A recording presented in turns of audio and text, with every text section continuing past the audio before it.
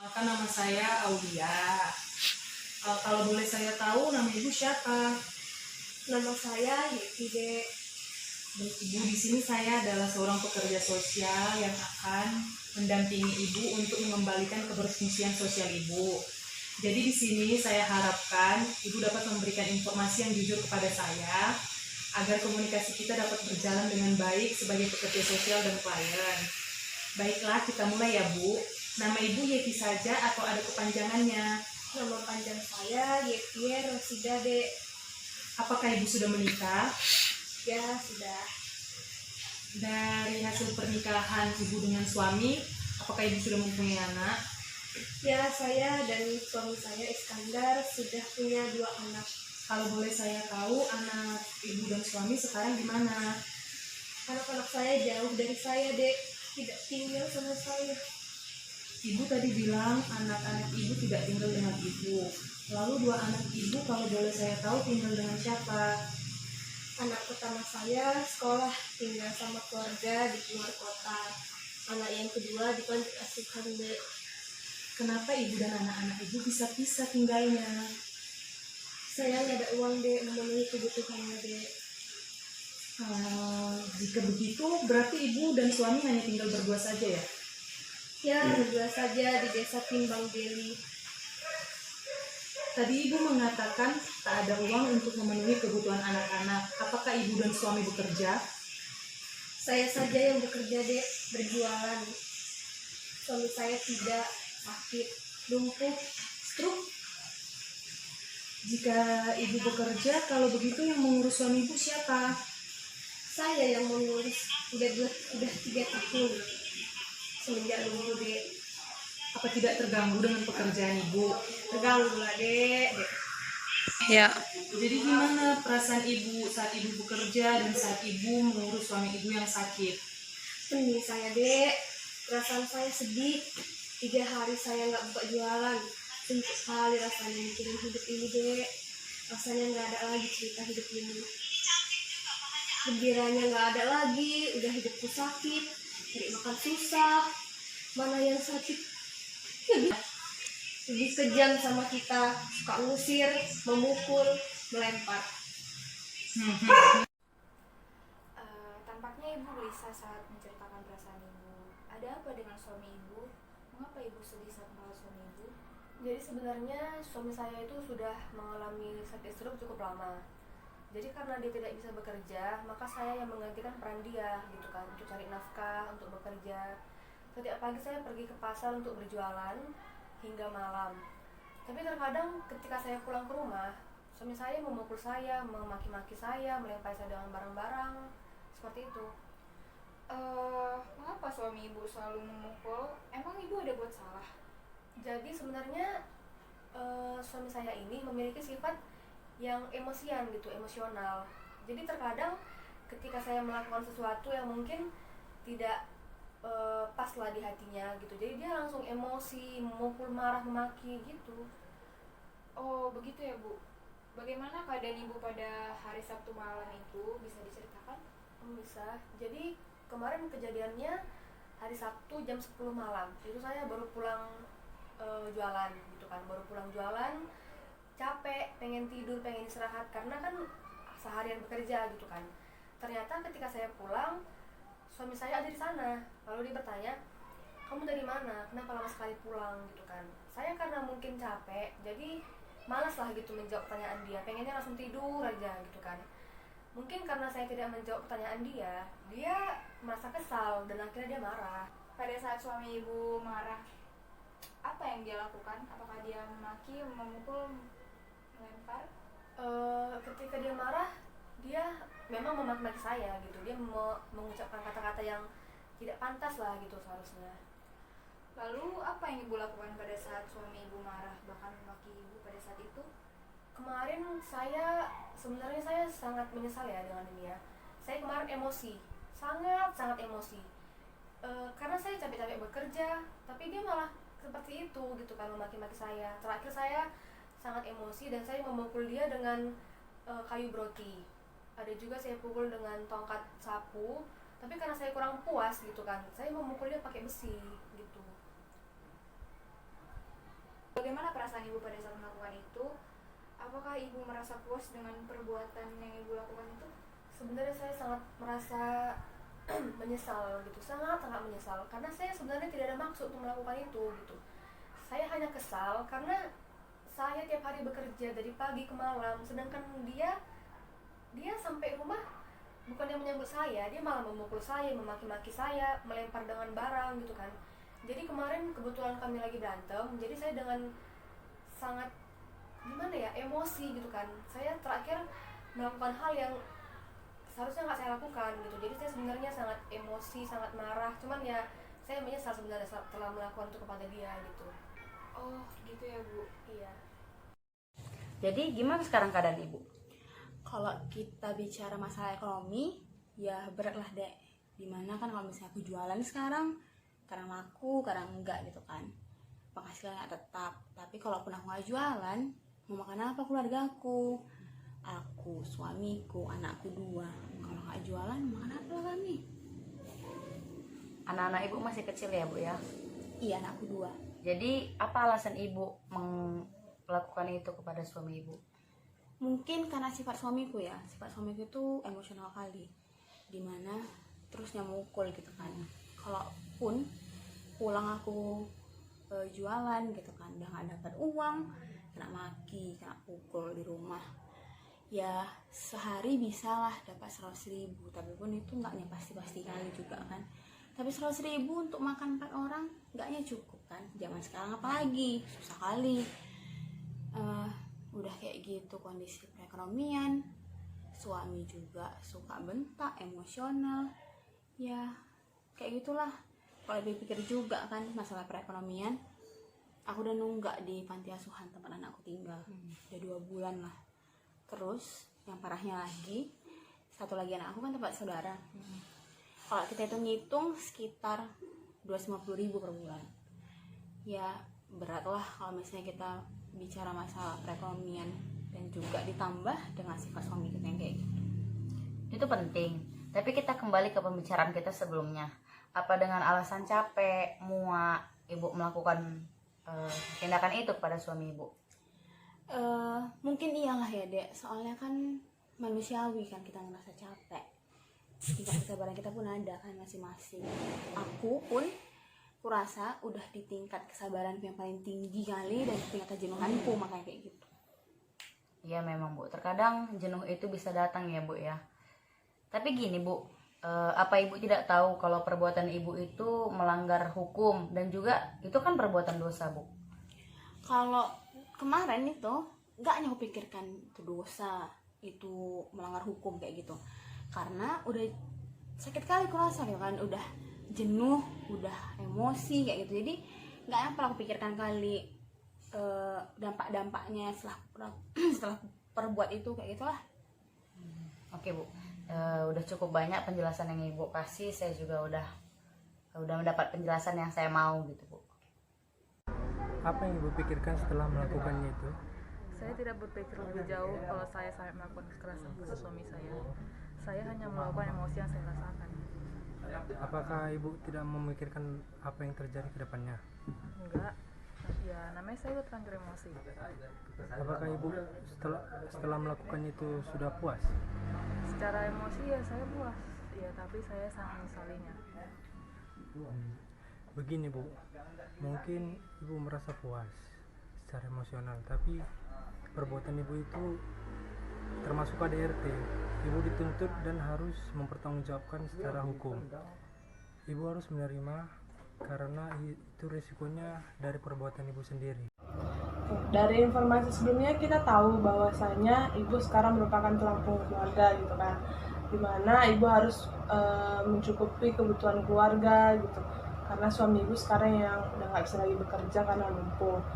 Dan menurut saya hal yang ibu lakukan itu sudah benar gitu, sudah tepat, karena kita memang sebagai perempuan kan juga tidak bisa terlalu bergantung pada laki-laki, apalagi sekarang kita merupakan kepala keluarga juga gitu, karena harus mencari nafkah serta untuk mengurus suami yang ibu sekarang sedang sakit gitu kan. Jadi tapi karena hal itu suami ibu yang emosian sifatnya dan juga kasar, tidak bisa menerima itu gitu kan. Dan sehingga ibu marah karena ibu baru pulang kerja, udah capek, terus suami ibu yang marah-marah gitu kan. Marah-marah terus sampai ibunya akhirnya melakukan tindak penganiayaan terhadap beliau gitu. Jadi setelah kejadian itu apalah yang ibu lakukan? Apa ibu tahu yang ibu lakukan itu salah gitu dan merupakan tindak kriminal gitu? Mohon ditanggapi. Setelah kejadian itu saya pergi dari rumah dan saya pergi untuk bertemu dengan keluarga saya. Setelah saya bertemu dengan keluarga saya menceritakan semua kejadian yang saya alami, di mana saya sudah menganiaya suami saya, melakukan kekerasan terhadap suami saya. Kemudian keluarga saya menyarankan saya untuk menyerahkan diri ke kantor polisi karena mereka bilang perbuatan saya itu adalah perbuatan yang salah. Berarti ibu jujur kepada pihak polisi kalau ibu udah melakukan penganiayaan terhadap suami ibu? Iya, saat itu saya pergi kantor polisi dan saya mengatakan semuanya. Saya jujur sudah menganiaya suami saya. Berarti tindakan yang ibu lakukan sudah benar ya, karena ibu mau mengakui kesalahan yang ibu perbuat, makanya ibu mau menyerahkan diri ke kantor polisi gitu. Tapi kenapa saat melarikan diri, ibu memilih berhenti di Masjid Agung? Tak tahu deh, rasanya kaki saya terhenti saat melihat masjid. Yang kedua, jadi gimana perasaan yang ibu alami setelah melakukan sholat? Saya merasa kalau tindakan saya ini perbuatan yang salah. Saya seperti nggak tenang gitu deh. Jadi saya harus mengakui kesalahan saya. Yang ketiga, Bu, setelah sholat, kemudian apa yang ibu lakukan? Saya pulang ke rumah menjumpai keluarga saya dan mengakui kesalahan saya di depan keluarga. Oh begitu. Saya sangat bangga terhadap pilihan ibu ini. Mengakui kesalahan adalah perbuatan terhormat, Bu. Karena ibu berhasil melawan ego ibu sendiri. Soalnya setelah sholat itu saya merasa bersalah karena sudah melakukan itu sama suami saya sendiri. Jadi bagaimana reaksi keluarga ibu setelah mendengar pengakuan itu? Keluarga saya langsung menyarankan saya untuk mengakui ke polisi atas perbuatan yang saya telah lakukan. Sekali lagi, saya sangat mengapresiasi kejujuran dan kebesaran hati ibu karena berani mengakui perbuatan ibu kepada pihak yang berwajib atau polisi. Iya dek, saya pergi naik gojek ke Polres Deli Serdang. Saya menyerahkan diri saya kepada polisi. Begini Bu, dalam setiap keluarga pasti mengalami sebuah kasus permasalahan dalam kehidupannya. Untuk kasus ibu tersebut, ibu mengalami permasalahan di ekonomi. Ibu harus menafkahi keluarga. Belum lagi suami ibu yang mengalami kelumpuhan akibat stroke. Apalagi sifat suami ibu yang suka berkata kasar terhadap ibu, yang menyebabkan ibu menganiaya korban karena tidak tahan dengan sifat suami ibu tersebut. Ya, pada malam itu saya baru pulang berjualan. Mungkin karena letih dengan kondisi saya saat itu lagi letih, tiba-tiba suami saya berkata kasar yang tidak sepantasnya. Saat itu emosi saya mungkin lagi naik sehingga saya menganiaya suami saya tanpa saya sadari. Tapi syukurlah ibu menyadari semua kesalahan ibu, kesalahan yang telah ibu perbuat, dan memutuskan pulang dan mendatangi rumah ibu dan melakukan tindakan untuk menyerahkan diri ke Polresta Deli Serdang dan melaporkan perbuatan yang telah ibu jalankan. Ya, saya sadar kesalahan saya dan saya takut berakibat fatal terhadap suami saya sehingga suami saya meninggal.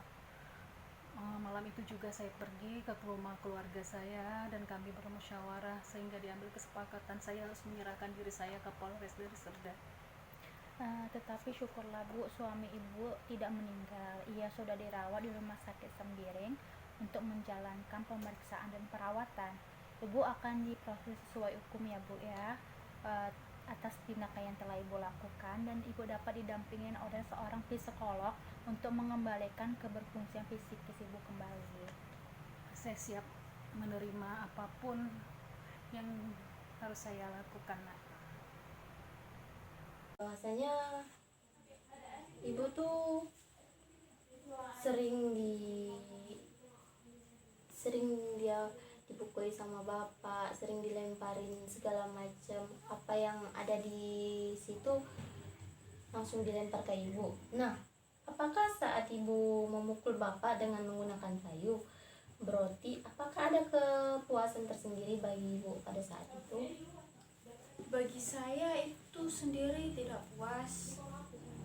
Lalu saya juga ke belakang rumah untuk mengambil besi. Lalu saya pukulkan juga ke suami saya. Karena merasa kesal, saya terus memukul suami saya sehingga bersimpuh darah. Lalu bagaimana? Lalu kan kondisi bapak itu tidak sehat ya Bu? Kenapa ibu tega sih menganiayanya? Apa penyebab tersebut yang dilakukan sama ini? Sebelum dia kurang sehat, dia sehat. Selama dia sehat itu suka emosian, suka kasar, lalu suka main tangan, bahkan sanggup untuk memukul saya. Dan beliau juga suka kurang puas apa yang saya berikan, selalu marah-marah. Bahkan beliau juga sanggup untuk mengusir saya dari rumah dan suka memaki saya, sehingga tetangga-tetangga pun melihatnya, duh kasihan banget sih gitu. Menurut ibu untuk selanjutnya bagaimana ibu menyikapi keadaan ini? Ya saya nggak tahu deh. Nah gini Bu, sebaiknya ibu lebih bersabar dengan keadaan ini. Mungkin ibu bisa mencari pekerjaan yang bisa membantu di rumah, yang menjaga bapak di rumah, agar lebih mudah, sehingga juga bisa merawat suami ibu kan. Karena ibu adalah tulang punggung keluarga, harapan keluarga. Kalau ibu menyerah, satu keluarga pun ikut menyerah. Dengan keadaan ekonomi yang kurang baik, ibu harus semangat, tetap menjalani sholatnya, tetap berdoa, banyak-banyak meminta kepada Allah. Ya mudah-mudahan saya bisa lebih tawakal lagi, bisa lebih sabar lagi, dan bisa lebih menerima, ikhlas atas cobaan yang diberi sama Allah. Semangat ya Bu. Ya, terima kasih. Jadi saya sebagai pendamping untuk kasus ibu ini ingin memberikan jaminan agar ibu diterapi ke psikolog. Mengingat dulu ibu juga mengatakan bahwasanya ibu pernah ke psikiater. Saya di sini sebagai narahubung ke psikolog untuk kasus ibu. Untuk data-data ibu saya menjamin kerahasiaannya disimpan dengan baik. Gimana ibu? Jadi saya bersedia gimana baiknya aja, karena saya juga menyesal atas perbuatan saya yang telah saya lakukan sebelumnya. Baik, saya akan menjelaskan terapi yang akan digunakan adalah family counseling terapi atau konseling keluarga dengan menggunakan gender sensitive terapi. Pendekatan ini dipilih karena kekerasan di rumah tangga yang kemudian berkaitan dengan menyadarkan pasangan akan hak dan kewajiban masing-masing. Pendekatan konseling yang digunakan lebih bersifat edukatif dan mengarahkan pasangan untuk berperilaku sesuai dengan nilai-nilai yang dianutnya. Pada keluarga kasus yang menganut agama Islam secara kuat, konselor khususnya perlu mengembangkan pendekatan gender sensitif terapi yang sesuai dengan nilai-nilai Islam.